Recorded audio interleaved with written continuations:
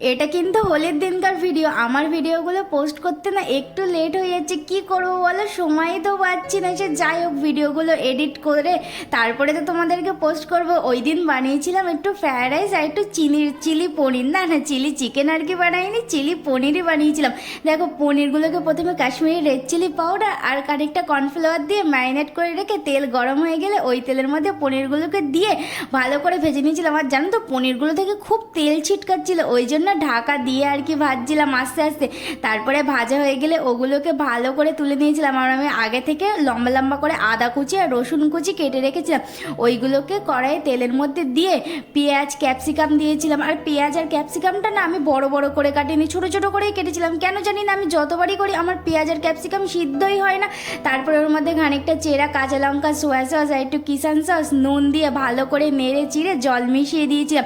জলটা যেই একটু ফুটে আসবে, যেই দেখবো যে ক্যাপসিকামগুলো সিদ্ধ হয়ে গিয়েছে, তারপরে ওর মধ্যে না কর্নফ্লাওয়ার গলা জলটা দিয়ে দেবো। আর কর্নফ্লাওয়ার গলা জলটা দেওয়া মাত্রই দেখেছো জিনিসটা কতটা থকথকে হয়ে গিয়েছে। আর ওর মধ্যে দিয়ে দিয়েছিলাম সবার শেষে ওই যে পনিরগুলো। হ্যাঁ, এখানে বলো গ্যাসটা অফ করেই আমি রেখেছিলাম। কেমন হয়েছে আমাকে